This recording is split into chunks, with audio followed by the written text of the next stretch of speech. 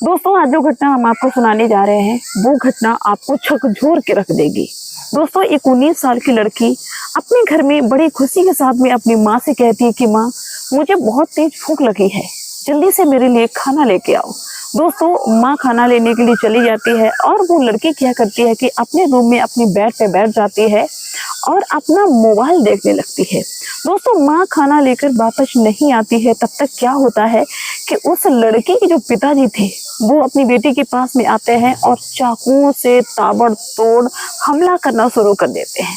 दोस्तों वो लड़की लहूलुहान हो जाती है, वो लड़की चीखने लगती, चिल्लाने लगती, कहती कि पिताजी मुझे क्यों मार रहे हो, और वो अपनी माँ को आवाज लगाने लगती है कि माँ पिताजी मुझे मार देंगे, माँ मुझे जल्दी से बचा लो। दोस्तों देखते ही देखते उस पिता ने अपनी इकलौती बेटी को चाकू गोद के मार दिया। ऐसी मौत दी कि देखने वाले और सुनने वालों की भी रूह कांप जाए। अब सबसे बड़ी समस्या ये कि आखिर में पिता ने अपनी इकलौती बेटी को इतनी बेरहमी से क्यों मारा।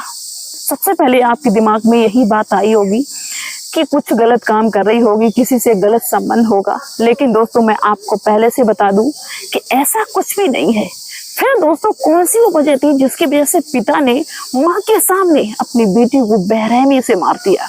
जब इसकी आप वजह जानेंगे तो शायद है कि आपका भी खून खोल जाएगा। चलिए दोस्तों हम आपको इसकी वजह बताते हैं।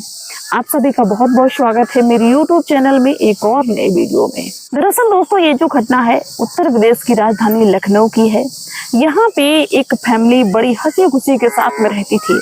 दोस्तों फैमिली के जो मेंबर थे जिनका नाम जागेश राजपूत था, ये डॉक्टर थे और ये डॉक्टरी से बहुत अच्छा खासा कमाते थे। इनकी पत्नी का नाम रेखा राजपूत था और इनकी एक 10 साल की बेटी थी। इनकी जिंदगी जो थी बहुत अच्छे से गुजर रही थी और इनकी कमाई भी अच्छी खासी हो रही थी। दोस्तों वक्त आगे बढ़ता है, लेकिन दोस्तों कहा नहीं जाता है कि समय का कुछ भी नहीं पता है, कब समय यू टर्न ले ले किसी को पता भी नहीं चलता है। अच्छी खासी जिंदगी में दोस्तों एक ऐसा मोड़ आता है जिसने रेखा राजपूत की जिंदगी को उथल पुथल करके रख दिया। दोस्तों रेखा राजपूत के जो पति थे जागेश राजपूत जो डॉक्टर थे, उनकी 2014 में अचानक से मौत हो जाती है। जब पति चले गए तो औरत की जिंदगी में फिर बचा ही क्या, कोई कमाई का साधन नहीं, पति भी नहीं, दुनिया भर की बातें, लोग तरह तरह की बातें भी बनाते हैं। जब पति का साया सर पे नहीं होता है, पति का साथ नहीं होता है, सोच के देखिए उस समय उस महिला पे क्या बीतती होगी। एक इकलौती बेटी और पति इस दुनिया को छोड़ के चला गया, कैसे जिंदगी जी रही होगी। बहुत सारे लोगों ने रेखा राजपूत को ये सलाह दी कि ऐसा करो कि एक तुम्हारी छोटी बच्ची है और इसके सहारे तुम अपनी जिंदगी कैसे काट पाओगी, दूसरी शादी कर लो तो अच्छा रहेगा, वरना ऐसे बहुत परेशानी होगी। लेकिन रेखा राजपूत ने अपने फैमिली मेंबर, घर परिवार के, ससुराल के प्लस जो मायके के लोग थे, सबसे खुल के कह दिया कि देखो चाहे कुछ भी हो जाए, हम अपनी बेटी के सहारे, हमारी 10 साल की बेटी है, हम इसी के सहारे अपनी जिंदगी काट लेंगे, लेकिन हम कहीं दूसरी जगह पे शादी नहीं करेंगे। हो सकता है दूसरी जगह हम शादी कर लें, वहाँ जो पति हो वो हमारी बेटी की इज्जत ना करे, तो हम ऐसा नहीं करेंगे। मेरे पति का घर मकान है, बहुत सारी चीजें हैं, उसी के सहारे अपनी जिंदगी काट लेंगे। और दोस्तों रेखा अपनी इसी बात पे अडिग रहती है और वक्त आगे बढ़ता है। जब दोस्तों कोविड का टाइम आता है, 2020 की तरफ कोविड का टाइम आता है, उसी समय दोस्तों क्या होता है कि जो रेखा राजपूत थी, जो शादी करने के लिए तैयार नहीं थी, उसकी जिंदगी में एक युवक एंटर करता है जिसका नाम होता है विकास पांडे। दोस्तों विकास पांडे और रेखा की इतनी नजदीकियां बढ़ने लगती हैं कि ये एक दूसरे के बिना रहना भी इनको ऐसा लग रहा था कि बड़ा दुश्वार हो रहा है, रह ही नहीं पाएंगे। और जब ये सब चीजें घर में होने लगती हैं, वो विकास पांडे नाम का युवक घर में आने लगता है और ये बेटी तब तक 15 साल की हो जाती है।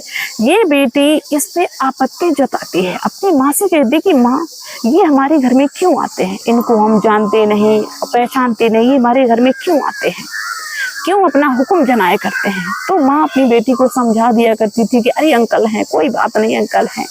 लेकिन दोस्तों उस माँ ने कभी भी ये सोचने समझने की कोशिश नहीं की कि मेरी बेटी को पसंद नहीं है, मेरी बेटी बड़ी हो रही है तो हमको ऐसा नहीं करना चाहिए। लेकिन दोस्तों कहते हैं कि आस की जिससे सवार हो जाती ना, उसको फिर अच्छा खराब और ऊंच नीच कुछ भी नजर नहीं आता है। दोस्तों उस औरत ने कुछ भी समझने की कोशिश नहीं की कि हम ऐसा ना करें। वो महिला अपनी आंखें को बरकरार रखती है और बल्कि वो अपनी बेटी को ही डांटती है और बेटी को मतलब ऐसा महसूस होने लगा कि मेरे पिताजी तो है नहीं, अब मेरी माँ भी मेरी नहीं रही। ऐसे करके दोस्तों वक्त आगे बढ़ता जाता है और क्या होता है कि 2024 में इस महिला ने, रेखा राजपूत थी, उसी विकास पांडे से शादी कर ली। अब वो बेटी लगभग 18-19 साल की हो गई। उसको और भी खराब लगने लगा, सारी चीजों को समझने लगी, बेटी भी जवान हो गई। तो बेटी इस पे आपत्ति जताने लगी, मेरे घर से निकल जाओ, तुम्हारा यहाँ पे कुछ नहीं है, मेरे सब पिताजी का है। और ये चीज जो विकास पांडे था उसको बिल्कुल भी अच्छी नहीं लगती है। वो इस पे आपत्ति जताता है, बल्कि वो ये कहता है रेखा राजपूत से कि अपनी बेटी को समझा लो, अगर तुम्हारी बेटी नहीं समझी तो इसके लिए बिल्कुल भी अच्छा नहीं होगा। अब रेखा राजपूत चुपचाप रहती है, वो अपनी बेटी को क्या समझाए, क्या मुंह दिखाए। बेटी कहती है कि माँ तुम्हें इस उम्र में शोभा देता है, ऐसे मर्द को घर में रखती हो, इससे तुमने शादी कर ली।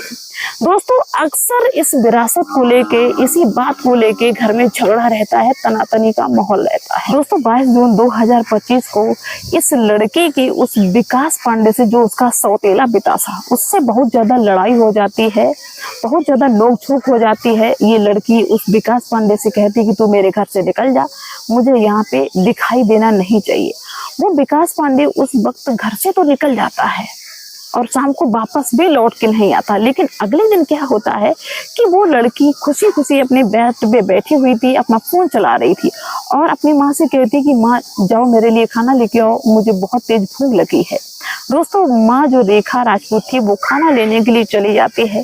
तब तक क्या होता है कि अचानक से वही विकास पांडे घर में एंटर करता है और वो सीधा जाता है उसी लड़के के पास में और कुछ बोलता नहीं है और जाके सीधा उस लड़की पे चाकुओं से ताबड़तोड़ हमला करने लगता है, यानी कि चाकू मारने लगता है। वो लड़की देखते ही देखते लहूलुहान हो जाती, चीखने लगती, चिल्लाने लगती और बचने का प्रयास करने लगती है। माँ को बुलाती, माँ मुझे बचा लो, इसने मुझे मार दिया, माँ मुझे बचा लो। दोस्तों माँ किचन से आ भी नहीं पाती है, तब तक उस दरिंदे ने, उस विकास पांडे ने उस लड़की को बेरहमी से मार दिया। वो लड़की तड़प तड़प के मर गई।